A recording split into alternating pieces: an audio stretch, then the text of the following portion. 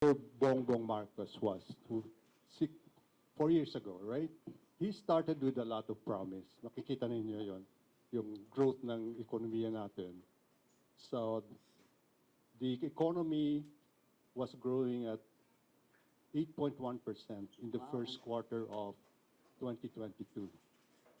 So, ngayon, it's now growing at 2.3%, the second quarter of 2026. So, even before he was sworn into office, I prepared what I call the North Star for the Marcos administration. I said, Mr. President, dito tayo patungo. Makikita ninyo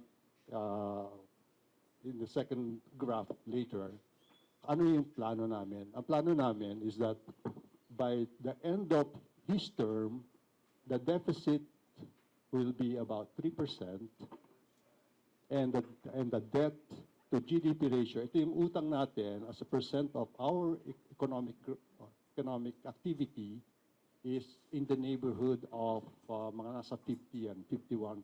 Ganun. Medyo malayo na ho tayo doon sa North Star na yun. No? Yeah.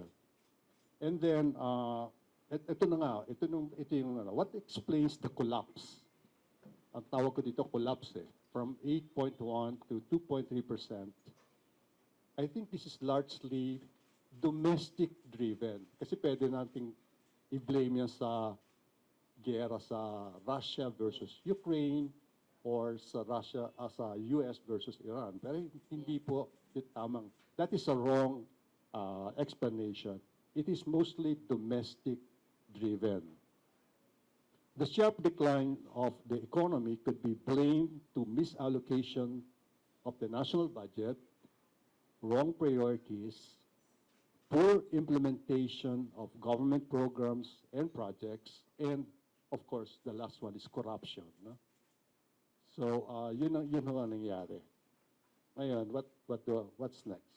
So, yun na nga, pinakikita natin yung North Star. Nariyan ba yan?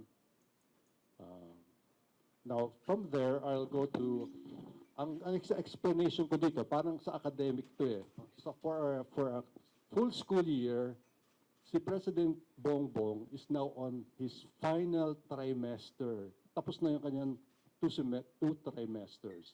Nasa final trimester, last 2 years of a 6-year term. Okay? So, kasasubmit lang po niya yung budget, 2027 budget. Medyo, it will take time bago ko ma-analyze lahat. Kasi wala pa naman akong document nasa website, pero medyo masakit sa mata magbasa dun sa computer. No? The 2027 national budget will be exceptionally tight. Anong ibig sabihin nun? Wala pong masyadong elbow room yon. Bakit? The sharp slowdown in economic growth and the rising cost of borrowing leave little room for waste, little room for delay or weak execution. The budget must be carefully crafted with programs and projects prioritized according to their readiness.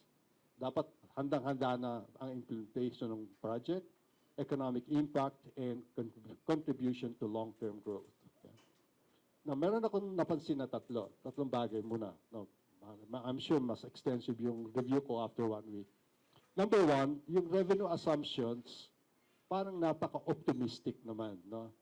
Kasi ibig sabihin ng slower growth of the economy, nakita nyo yung slow growth of the economy, means mas kukunti yung revenues. Pero ito, tumaas pa yung revenues. So, parang imposible mangyari yan. No? Second, the tax cuts, marami siyang in-announce na tax cut during the SONA.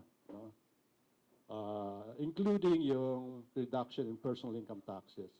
Wala naman siyang binanggit na offsetting na revenue measures na kailangan niyang ipasa. So, medyo hindi rin. Tapos yung private